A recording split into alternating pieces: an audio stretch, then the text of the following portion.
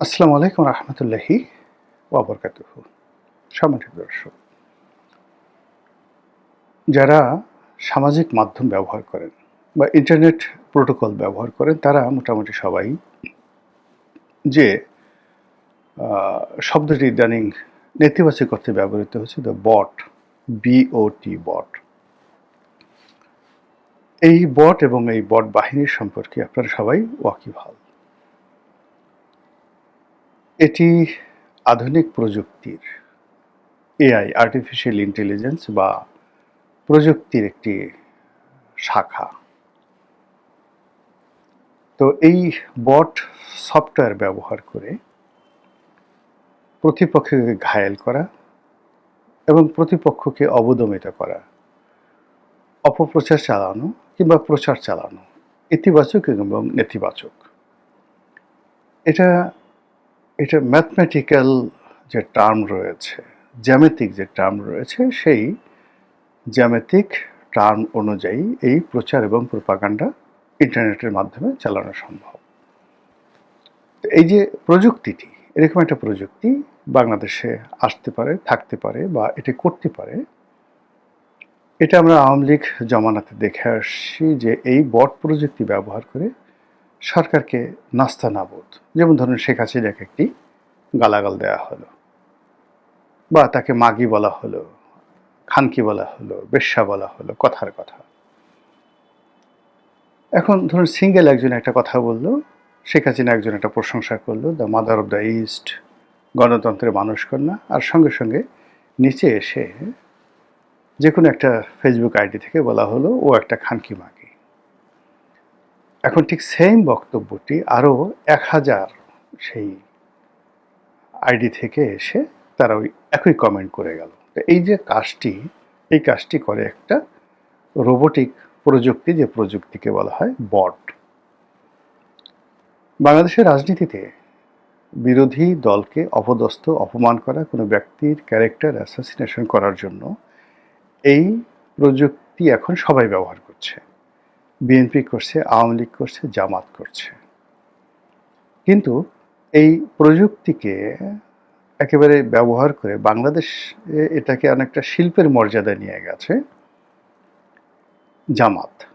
তাদের বাঁশের কেল্লা, তাদের আরও বিভিন্ন রকম যে পেজগুলো ছিল, এইগুলো ব্যবহার করে এবং এইগুলোর মাধ্যমে হয়তো দেখা গেল তাদের 200 বা 300 বা 400 এরকম সাইবার ওয়ার্কার বা কর্মী তাদের ছিল।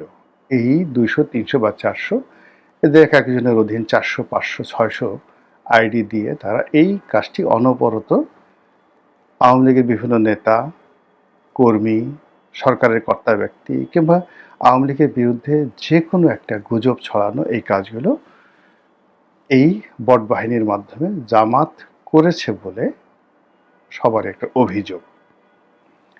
আর জামাত এই ব্যাপারে তেমন কিছু না বললেও এই ইন্টারনেট জগতে যে তাদের আধিপত্য, তারা যে কোনো একটা স্ট্যাটাস দেওয়ার সঙ্গে সঙ্গে মুহূর্তের মধ্যে মিলিয়ন ভিউ হয়ে যাচ্ছে।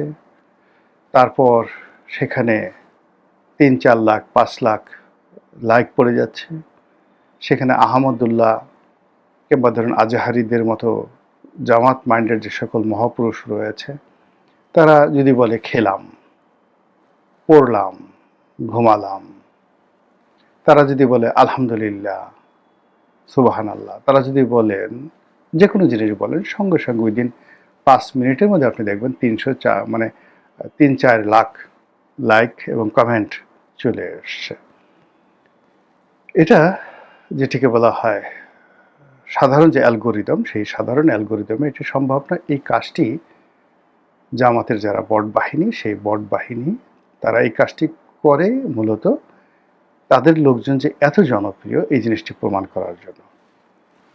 তো এটা আমাদের যে সামাজিক মাধ্যমে এই বিষয়গুলো, মানে আমার কত ফলোয়ার আছে, আমার কত লাইক আছে, কত কমেন্ট আছে, এবং সেটার উপর ভিত্তি করে অনেকগুলো মানুষের যে আত্মবিশ্বাস, কর্মকাণ্ড, এটা এখন একটা রোগ এবং ব্যাধিতে পরিণত হয়েছে। সজীব ওয়াজেদ জয়, তারেক রহমান, শেখ হাসিনা, ডক্টর শফিকুর রহমান, অন্যান্য যে সকল রাজনৈতিক নেতৃবৃন্দ রয়েছেন তারা সবাই একে অপরের সঙ্গে প্রতিযোগিতা করে তাদের কার কত ফলোয়ার, কার কত ফ্যান, তার কোন বক্তব্য লোকজন কিভাবে গ্রহণ করে, এটি পারস্পরিক এই প্রতিযোগিতা করার জন্য প্রায় সবাই এখন এই প্রযুক্তি, বট যে প্রযুক্তি, সেই বট প্রযুক্তি ব্যবহার করছেন। আর এই বট প্রযুক্তিটা পরিচালিত করার জন্য দলগতভাবে এখন সবাই ফান্ডিং করছে। আওয়ামী লীগের লোকজন এখন এই বট প্রযুক্তি ব্যবহার করছে। তারাও এই জামাতের মতন করে, বা যদি জামাত মাত দিয়ে ধরেন এই কাজটি জামাত যদি বলে যে আমরা করিনি, ধরেন বামাত করেছে বা সামাত করেছে বা ঘামাত করেছে, যারাই করেছে এটাকে এখন বিএনপি এবং আওয়ামী লীগ অনুসরণ করছে। তো সেই দিক থেকে বিএনপির এই মুহূর্তে যে বট বাহিনী তারাও যথেষ্ট শক্তিশালী, জামাতের যারা লোকজন আছে তারাও শক্তিশালী, আর আওয়ামী লীগের লোকজনও শক্তিশালী।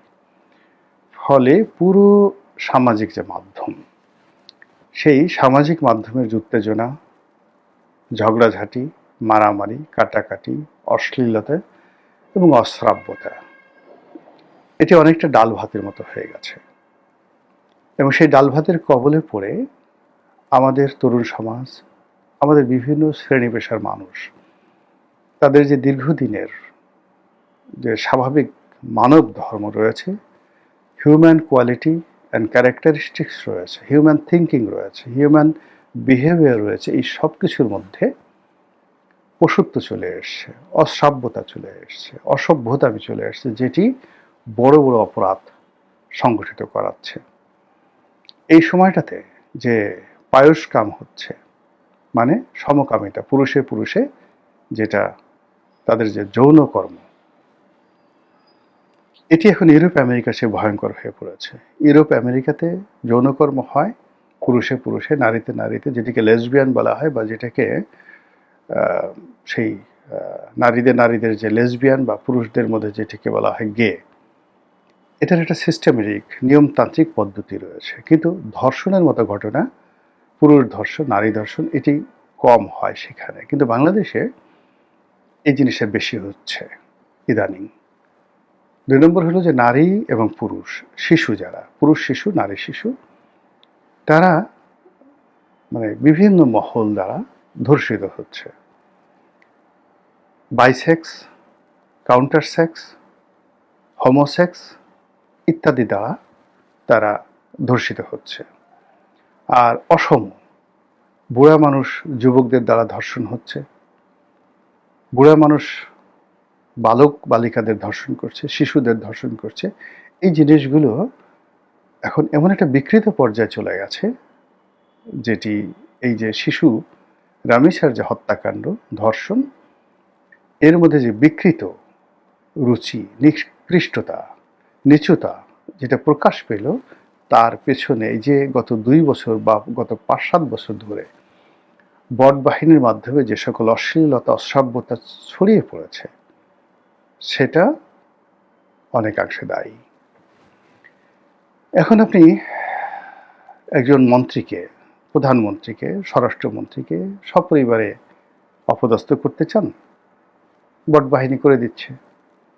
আপনি এআই প্রযুক্তি ব্যবহার করে যে কোনো মানুষের কণ্ঠস্বর নকল করে হুবহু তার মুখ দিয়ে কোনো কথা বলাতে চান, তার বিশেষ অঙ্গ, তার যৌনাঙ্গ আপনি প্রকাশ করতে চান, তাকে উলঙ্গ করে ঘোরাতে চান, তার যে কোনো যেটাকে বলা হয় ব্লু ফিল্ম বানিয়ে, তার ব্লু ফিল্ম বানিয়ে আপনি প্রচার করতে চান, এটা হুবহু, খুব বেশি আপনার ইন্টেলেকচুয়াল বা আর্টিফিশিয়াল ইন্টেলিজেন্স সম্পর্কে আপনার ধারণা না থাকলে আপনি কনফিউজড হয়ে যাবেন।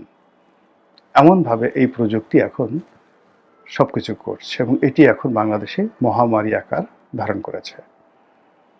আপনারা জানেন যে ইতিমধ্যে বেশ কয়েকজন গ্রেপ্তার হয়েছেন, যারা জনাব সালাউদ্দিন মানে স্বরাষ্ট্রমন্ত্রী এবং তার পরিবার নিয়ে, বিশেষ করে তার কন্যাকে নিয়ে যে সকল কটূক্তি করেছে, যে সকল অন্যায় করেছে, তার প্রেক্ষিতে কয়েকজন ধরা পড়েছে। এর মধ্যে ছাত্রদলের যারা লোকজন আছে তারাও ধরা পড়েছে।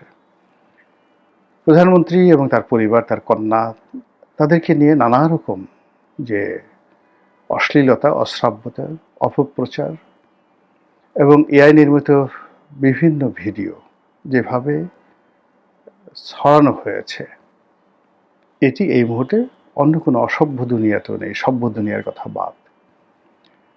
কাজে এটা সরকারকে বিব্রত করছে। যারা রাষ্ট্র পরিচালনা করছে তাদেরকে হতোদ্যম করে ফেলছে। তারা এই প্রযুক্তির বিরুদ্ধে লড়াই করতে চাচ্ছে।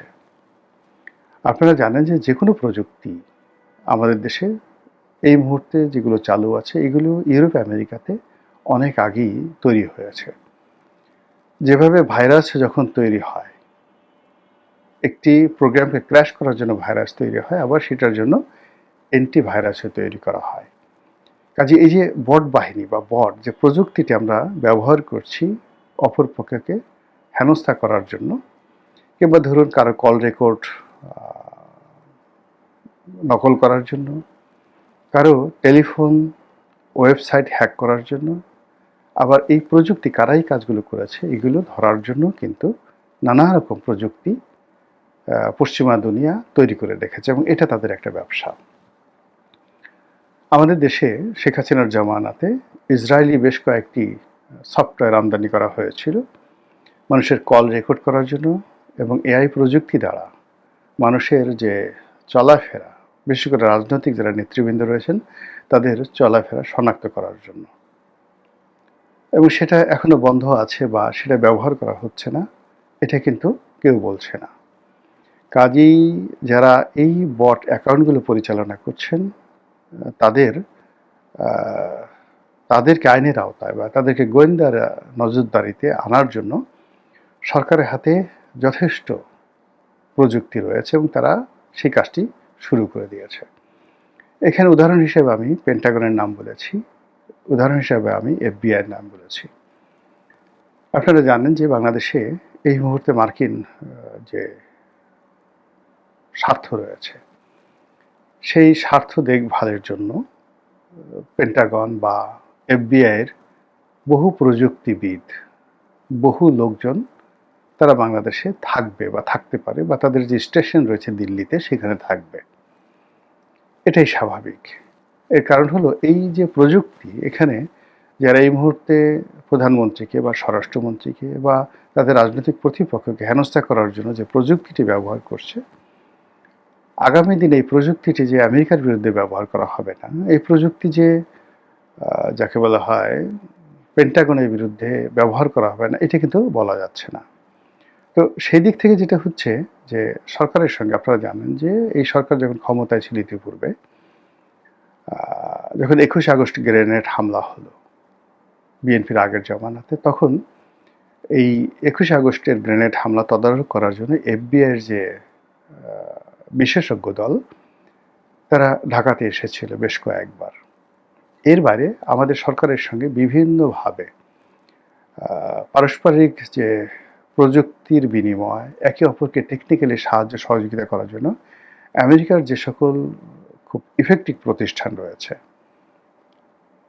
পেন্টাগন আছে, এফবিআই আছে, তাদের সঙ্গে প্রায়ই এই প্রযুক্তিগত সাহায্য সহযোগিতা বিনিময় হয়, তথ্য বিনিময় হয়।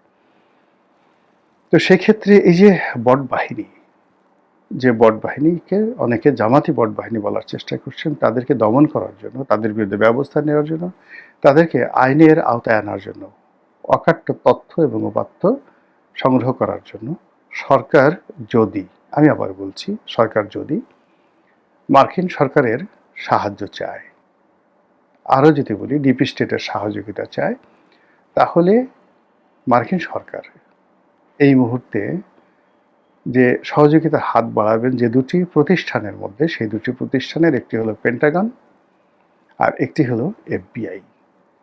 আমার বক্তব্য হলো যে কোনো ফর্মই হোক না কেন, এই দুটি প্রতিষ্ঠান যদি একবার বাংলাদেশে অনুপ্রবেশ করে বট ধরার জন্য, বট বাহিনী ধরার জন্য, তাহলে তারা কেবলমাত্র এই বটের মধ্যেই সীমাবদ্ধ থাকবে না। তারা বট ধরতে এসে অনেককেই কট করে ফেলবে। দেশের অনেক স্বার্থ, অনেক গোপনীয় বিষয়, অনেকগুলো জিনিস তাদের হাতে চলে যাবে। কাজেই এটি আমাদের জন্য শোভনীয় নয়, এটি আমাদের জন্য নিরাপদ নয়, এটি দেশপ্রেমের পরিচালক বা পরিচায়ক নয়।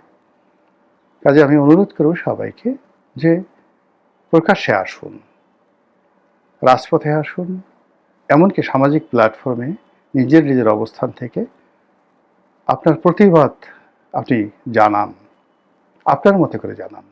ইভেন আপনি যদি গালাগালি করতে চান সেটা করুন, কিন্তু পরিচয় গোপন করে বটের মাধ্যমে যে কাজগুলো করছেন, এতে করে দেশের ক্ষতি হচ্ছে, সরকারের ক্ষতি হচ্ছে, আপনার নিজের ক্ষতি হচ্ছে এবং আমরা জাতিগতভাবে সবাই ক্ষতিগ্রস্ত হচ্ছি। মহান আল্লাহ আমাদের সবাইকে হেদায়েত দান করুন এবং হেফাজত করুন। আসসালামু আলাইকুম ওয়া রাহমাতুল্লাহি ওয়া বারাকাতুহু।